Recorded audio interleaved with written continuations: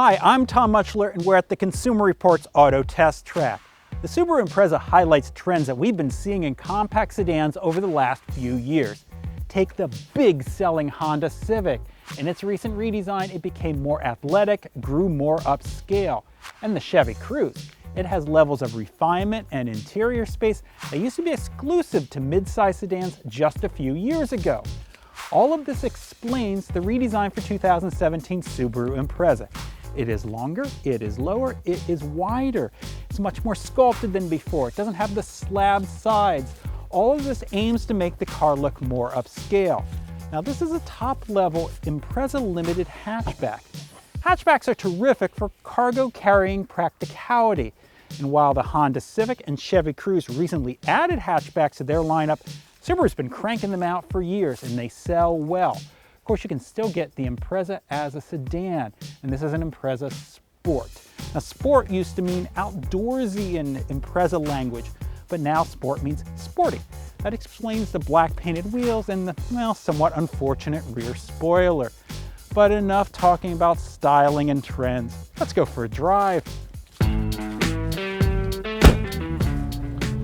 First thing that you notice inside of the Impreza is that there is plenty of room. This may be a compact car, but it doesn't mean it's small. I mean, take a look back there.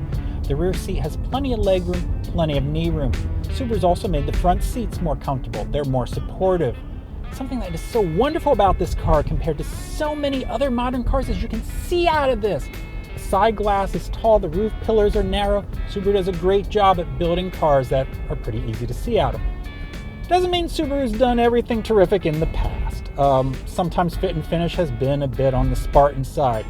They've really worked at that in this Impreza. There's stitch material on the dashboard, more soft touch materials, makes it feel more upscale.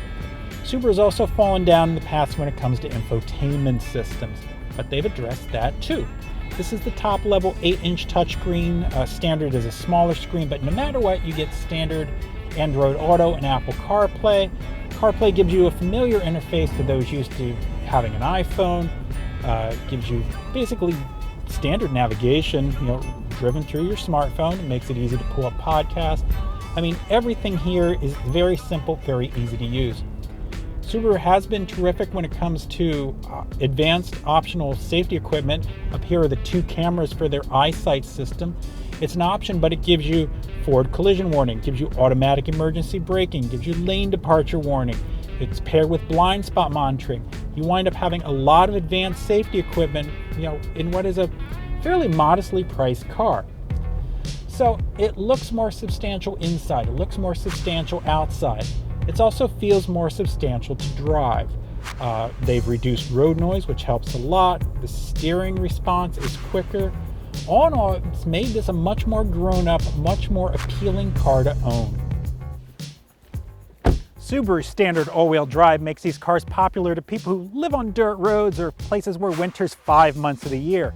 But Subaru wants to sell cars to people who live where it doesn't snow all the time. But it turns out that the all-wheel drive in the Impreza doesn't really force any compromises. It costs about the same as a front-wheel drive car, and it gets pretty much the same fuel economy. And that pretty well sums up the Subaru Impreza. It's a compact car that doesn't really force any sacrifices. For more on compact cars, check out consumerreports.org.